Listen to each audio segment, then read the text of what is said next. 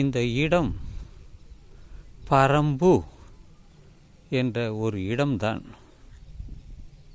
இது எங்கே இருக்கிறது என்றால் தென்காசி மாவட்டத்தில் ஆலங்குளம் அருகில் இருக்கக்கூடிய 5ஆம் கட்டளை என்ற கிராமத்தில்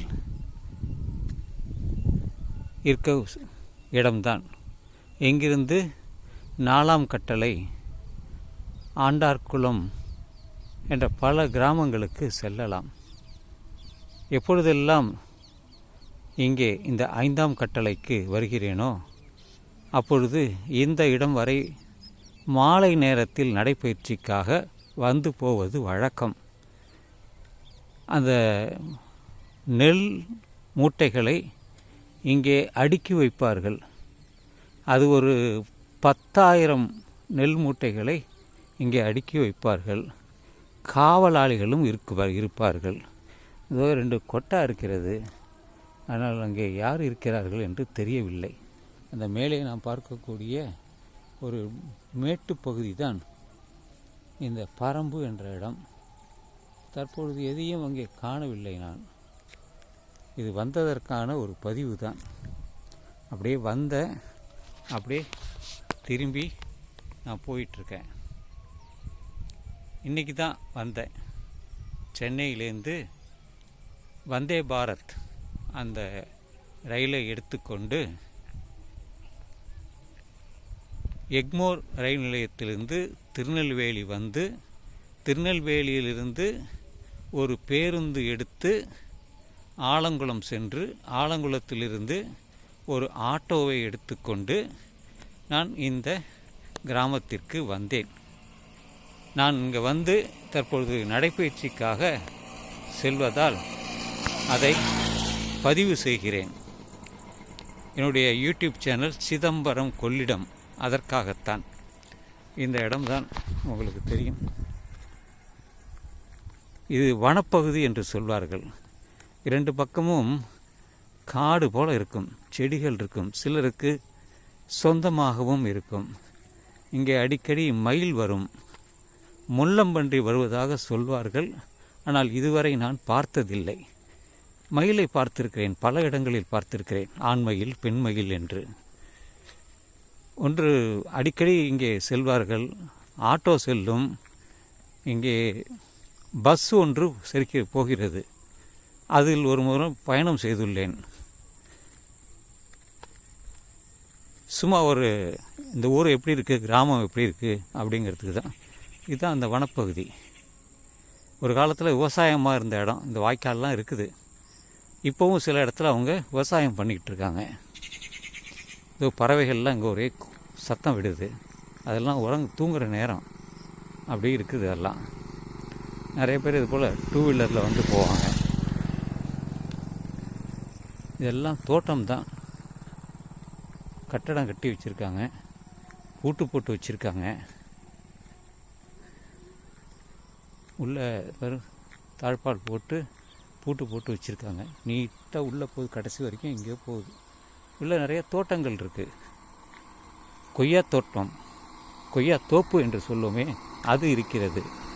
இங்கே ஒரு ஆர்ஓ பிளான்ட், ரிவர்ஸ் ஆஸ்மாசிஸ் என்று சொல்வார்கள், அது இருக்கிறது. இங்கிருந்து தண்ணீரை சுத்தப்படுத்தி அதை பாட்டிலில் அடைத்து பல இடங்களுக்கு விற்பனைக்கு செல்லப்படுகிறார். நான் ஒரு முறை அங்கே சென்று வந்து வீடியோ எடுத்துக்கொண்டேன், அனுமதி பெற்று.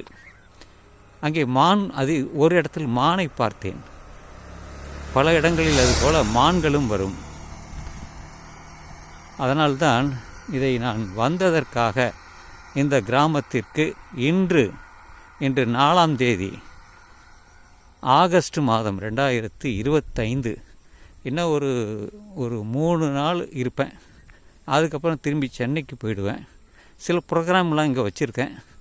அது முடிஞ்சால் அதையும் பார்த்துட்டு அப்படியே வீட்டுக்கு கிளம்பிடுவேன். சும்மா வந்ததற்கான ஒரு பதிவு தான். எனக்கு அந்த வீடியோ எடுத்து அந்த யூடியூப் சேனலில் போடுறது ஒரு பழக்கம்.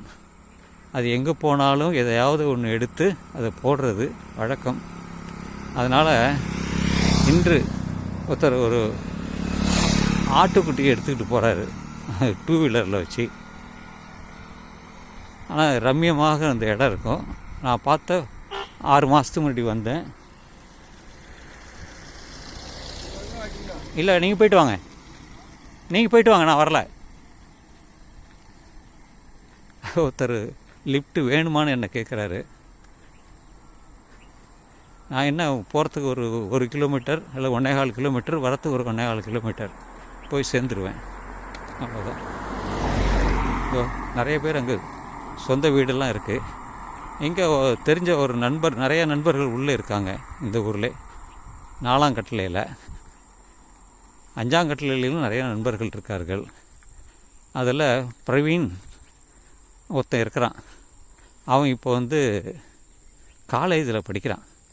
அது +1 +2 படிக்கும்போது அவனோட தொடர்பு வந்தது, பழக்கம் வந்தது. இன்னளவும் அவனோட தொடர்பு வச்சுருக்கேன். இப்போ அவன் கம்ப்யூட்டர் சயின்ஸ் படிக்கிறான், ஃபஸ்ட் இயர் படிக்கிறான். இதெல்லாம் அவனுடைய ஊக்கம். அவனுக்கு அதுதான் நீ படிக்கணும். ஏன்னா அவங்க வீட்டில் கம்ப்யூட்டர் வச்சு வீட்டில் இருந்துக்கிட்டே வேலை பார்க்குறாங்க, ஆன்லைன் ஜாப் பண்ணுறாங்க. அதனால தான் அவனுக்கு நல்லா ஊக்கம் கொடுத்து அவங்க ஆதரித்தாங்க. ஏன்னா அவனுக்கு இந்த பைக்னால் ரொம்ப பிடித்தமாக இருக்கும். நிறைய எந்த படம் எடுத்தாலும் போடுவான். அது பைக்கும் கொடுத்துட்டாங்க, அவனுக்கு பைக்கும் வச்சுருக்கான். அதனால தான் இதை வைக்கோல் அது பந்தாக எடுத்து வச்சுருக்கிறாங்க. இது பக்கத்தில் இருக்கிறதெல்லாம் கொய்யாத்தோப்பு தான். நல்லா இருக்குங்க கொய்யாத்தோப்பு. நான் வாங்கிட்டு வந்திருக்கேன் கொய்யாத்தோப்பு. கொய்யா வாங்கிட்டு காய் வாங்கிட்டு வருவேன். நல்லா விலை எல்லா இடத்துலையும் இருக்கக்கூடிய விலை தான், கம்மியாலாம் இருக்காது. ஆனால் தோட்டத்துலேருந்து எடுத்து வர்றது நல்லாயிருக்கும். அதை எடுத்துகிட்டு சாப்பிட்றது வழக்கம். ஏன்னா ஒரு 50 ரூபாய்க்கு கொடுத்தா ஒரு 5-6 கிடைக்கும். நல்லா இருக்கும், சுத்தமாக இருக்கும். இந்த மருந்தெல்லாம் போட்டு தயார் பண்ணுறதில்ல. உள்ளே வராமல் இருக்கிறதுக்கு தான் அந்த முள்வேலிலாம் வச்சுருக்காங்க.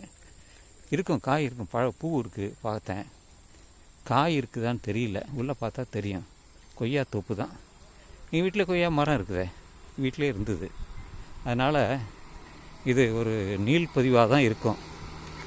மறுபடியும் இங்கே நான் வருந்து போகிறதுனால அதை அப்படியே வீடியோவாக எடுக்கிறேன். தென்னை மரம் இருக்குது நிறையா, வாழைத்தோப்பு இருக்குது. இது ஒரு சின்ன வீடு வச்சு எல்லாம் தண்ணி வச்சு மோட்டர் வச்சு எல்லாம் பராமரிக்கிறாங்க. பாத்தி வச்சுருக்காங்க. உள்ளெல்லாம் விட ஒரு தடவை போயிட்டு வந்திருக்கிறேன். நிறைய பேர் இருக்காங்க. இதில் இங்கே தண்ணி எடுத்துகிட்டு போவாங்க, நல்ல தண்ணி எடுத்துகிட்டு போவாங்க. ரோடு சுத்தமாக இருக்கும், பயம் இல்லை. ஆனால் சாலையில் அவ்வளோ விளக்கு கிடையாது. அதனால தான் வந்ததற்கு இதை நான் பதிவு செய்கிறேன். இந்த பைக் வச்சு படம் எடுத்துக்கிறேன்.